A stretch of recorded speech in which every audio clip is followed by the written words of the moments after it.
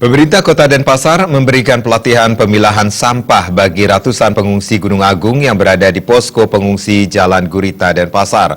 Pelatihan ini dilakukan untuk memberikan pengetahuan dan keterampilan bagi pengungsi sehingga dapat menambah ilmu dan menghilangkan kejenuhan di pengungsian.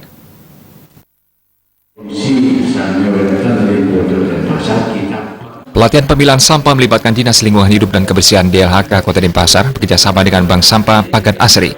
Kepala Bidang Persampahan Limbah Bahan Berbahaya dan Beracun DLHK Kota Denpasar, Ketut Adi Wiguna mengatakan pelatihan ini diberikan kepada 272 pengungsi yang berada di posko pengungsian Jalan Gurita Denpasar. Seperti diketahui, sampah dapat dipilah menjadi dua sampah organik dan non-organik. Kini di Kota Denpasar, sampah dipilah dan dikumpulkan melalui bank sampah. Dengan pemilahan sampah, sampah yang tidak bernilai menjadi barang ekonomis bernilai guna. Pelatihan pemilahan sampah ini merupakan salah satu upaya memanfaatkan sampah sehingga bernilai guna tinggi bagi masyarakat. Pelatihan ini diberikan kepada pengungsi sebagai perhatian Kota Denpasar terhadap pengungsi Gunung Agung sehingga mereka dapat mandiri selama di pengungsian. Di samping itu, pelatihan ini menambah ilmu pengetahuan dan keterampilan yang dapat digunakan saat berada di pengungsian.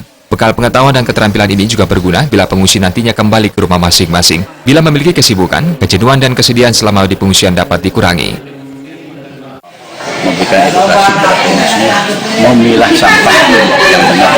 Di samping juga kita actionkan, aplikasikan untuk membangun keterampilan sehingga kedepannya para pengungsi mempunyai ilmu, mungkin nanti balik ke Karangsem mempunyai pengetahuan, mungkin dia akan bisa meniru keterampilan yang diberikan sehingga betul-betul nanti sampah yang ada bisa dimanfaatkan dan juga kita membentuk bank sampah.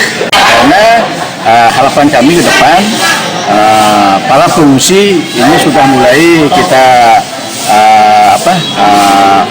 untuk mandiri sehingga sampah-sampah yang sudah terkumpul itu nanti kita beli oleh bank sampah sehingga nanti uangnya bisa dibelikan mungkin beras dan sebagainya.